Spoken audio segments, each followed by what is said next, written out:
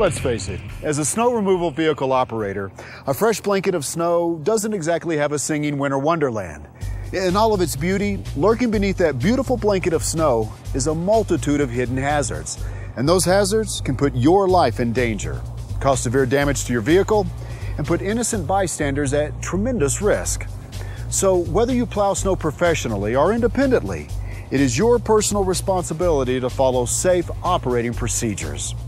No matter how much experience you have, plowing with safety in mind will not only help you arrive home safely, but will also protect your vehicle and community from damage. Beyond your personal safety, knowing how to minimize hazards is important, and most of it starts with understanding the pre-trip inspection. So we'll cover what to look for, why you're looking for it, and what you should do if you find it. Next, we'll talk about the safe operation of your vehicle and the plow, and things like plowing on different road surfaces, steering, braking, and sharing the road with the many motorists who don't know or who seem to ignore that you have the right-of-way. And finally, we'll discuss the weather hazards that make this work even more challenging. Dealing with icy roads, working with poor visibility, and the unspeakable, getting stuck or having a vehicle break down.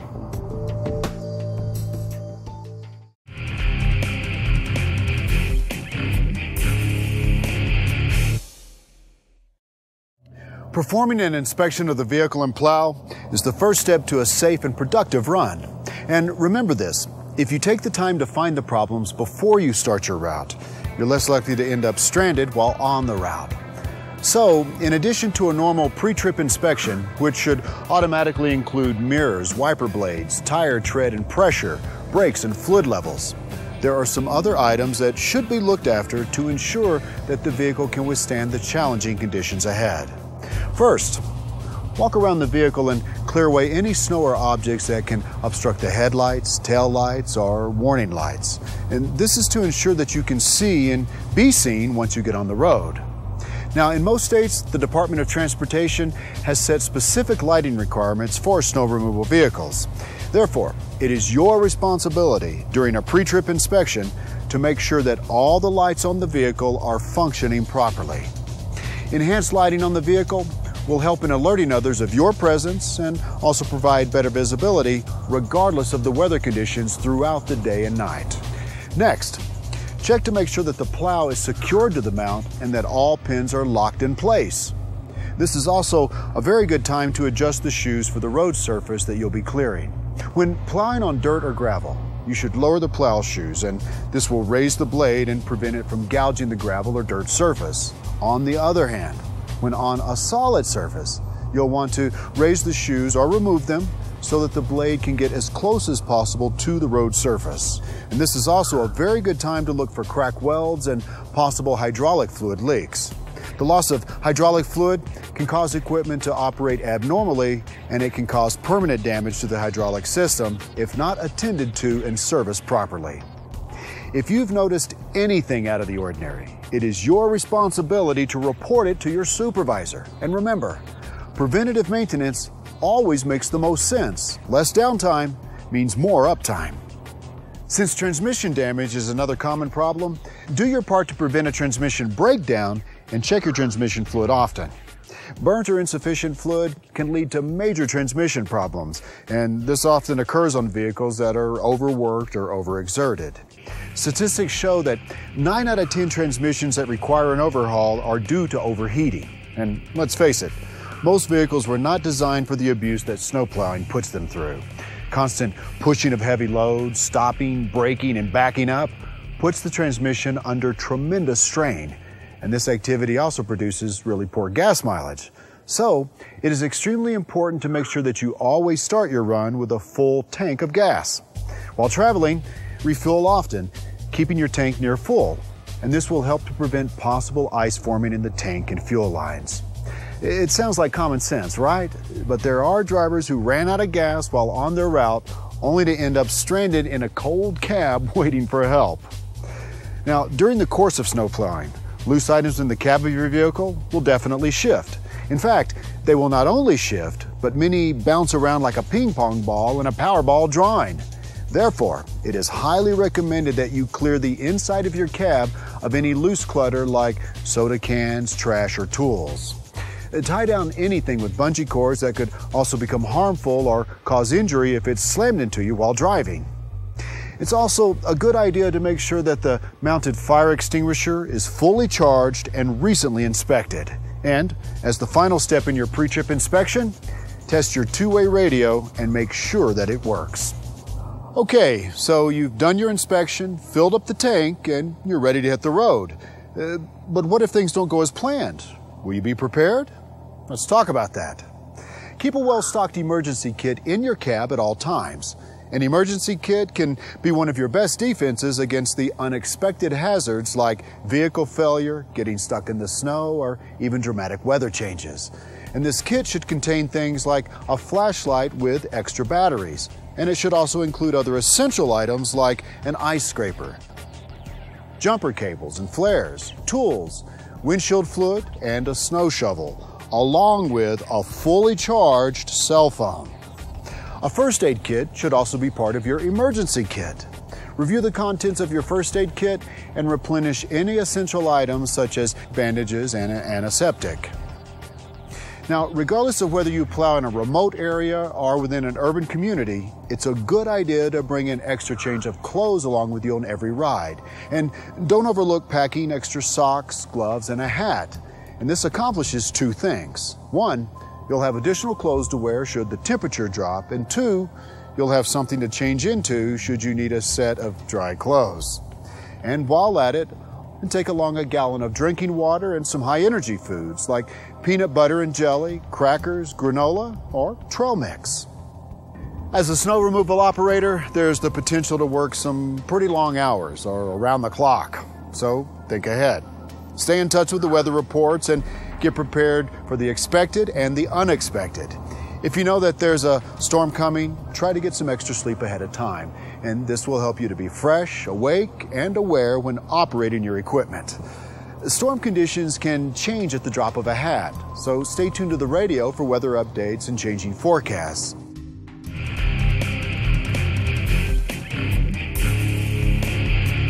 If at all possible, it's really a good idea to take a dry run of the route before the first snowfall of the season. Because once obstacles are underneath the snow, there's no way to see them, which means you won't be able to avoid hitting them. A dry run can provide an excellent opportunity to map out the route and note any hazards that can get covered with a blanket of snow. So you'll want to take note of things like potholes, fire hydrants, and storm drains.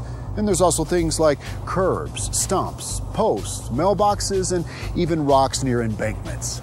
Hitting or running over any of these obstacles can cause serious damage to property and your equipment. In some parts of the country, snow conditions are present well into the spring, and this can create an unusual amount of accumulated snow during the season. So, you'll need to know where to put all this snow. So during the dry run, you can locate the designated drop-off points, plan which direction you may want to push the snow when it accumulates, and the techniques to use in areas that may be challenging.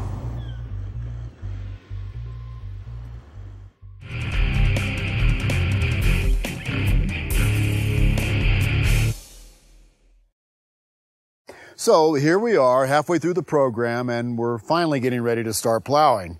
And it just goes to show that there's more to your job than simply pushing some snow around.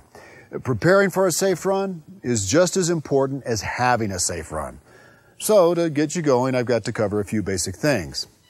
1, remember to fasten your seatbelt. 2, use your low beam lights. This will help other drivers see you in both broad daylight and at night.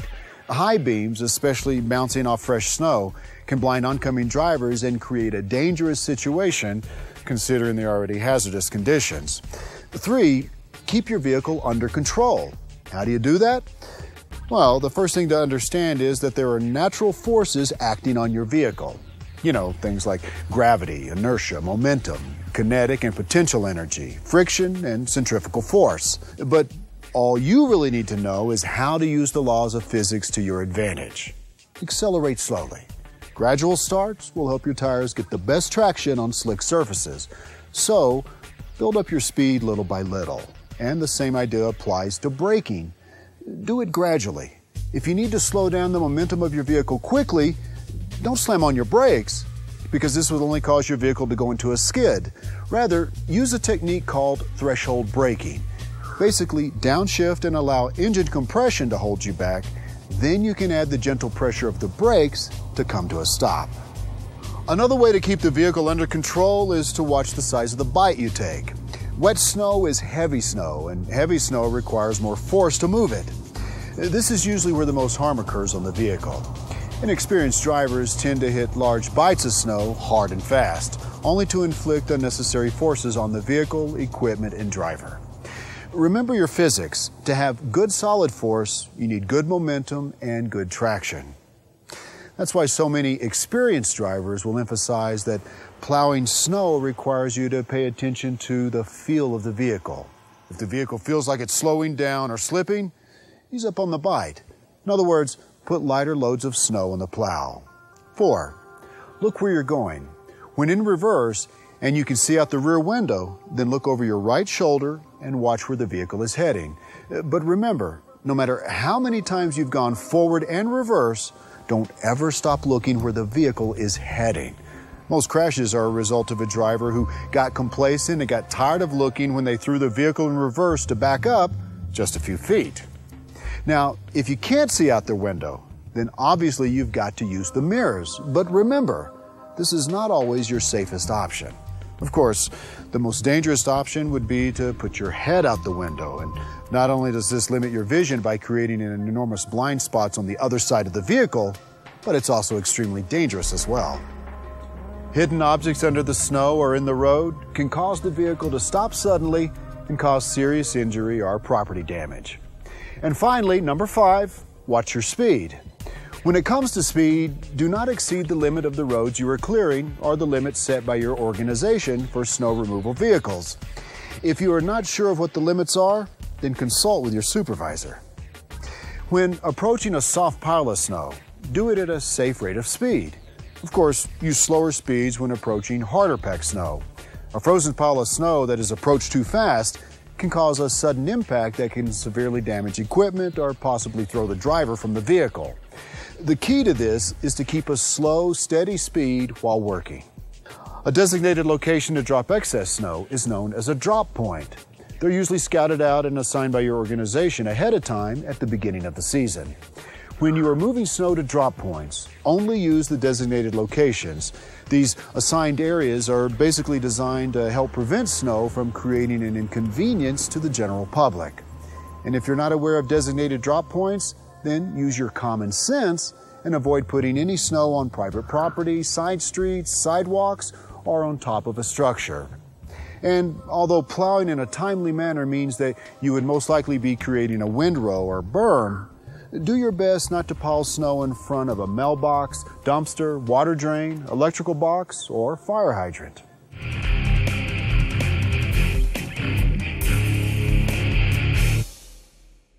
The biggest danger when plowing is other motorists.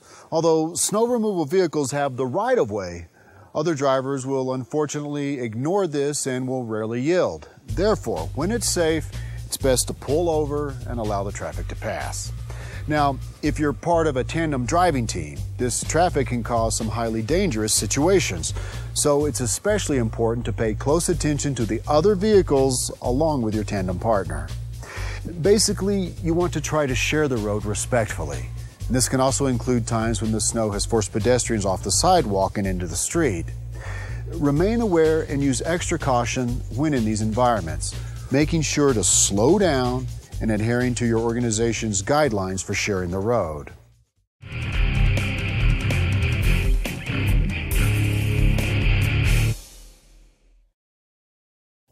When you're driving any vehicle in deep snow, getting stuck can be somewhat of a typical occurrence no matter how safe, experienced, and responsible you are. Deep snow can still get the best of your vehicle from time to time. So, what do you do if you get stuck? Well, every stuck is different. So what makes them alike is that they all involve a lot of shoveling. And this is where that shovel you have in your emergency kit comes in handy. First, try to identify what has caused the vehicle to get stuck. Usually it's deep snow or a tire with limited traction.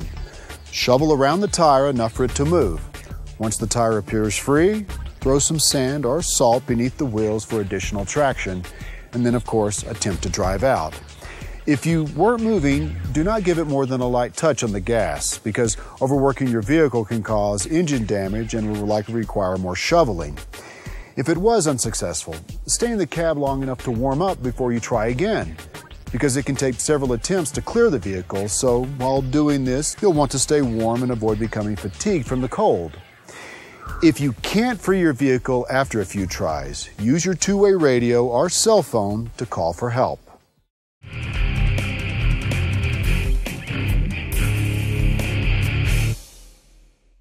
Finally, when you're done with your route and it's time to park and go home, remember these last 3 points. 1. Before you turn off your vehicle, allow it to idle for at least 10 minutes. This helps the transmission fluid to cool down gradually and helps keep the vehicle operating better. 2. Whenever you park your vehicle, never leave it parked with the blade in the air. Always make sure to lower the blade and let it rest on the ground. And finally, number 3, where there is snow, there is either sand, salt, or some other mixture to help melt the ice and provide better traction for drivers. Now, some of these substances are chemical-based and have been chosen as a substitute to traditional materials. But in recent years, many regions have implemented local policies on the use of de-icing materials to help protect the environment. So, regardless of what environment you reside in and what materials are used, it's important to always remember that sand, salt, and chemicals can be harmful to your skin and clothing. So, be sure to wash your hands and clothes at the end of every shift. But extra caution should be taken if you've been around any kind of de-icer that uses calcium chloride. This chemical is an irritant and can cause serious skin irritations and chemical burns. And that is why protecting your hands and eyes by wearing the proper PPE will help you to avoid any unintentional contact or inhalation. Unfortunately, even with the best laid plans and with every conscious effort to remain safe, tragedy can strike. And in these hazardous conditions, there is always potential for you, another driver, or a pedestrian to be seriously injured. And in the event that your vehicle does hit something or someone, contact your supervisor immediately. It is from the tireless efforts of snow removal operators that entire transportation networks, communities, cities, and businesses are able to stay operational during some of the most challenging winter storms. So prepare for safety with inspections and an emergency kit. Operate your vehicle and plow with care. Be respectful when you're sharing the road and check the weather often. All this, and you should have a safe season year after year.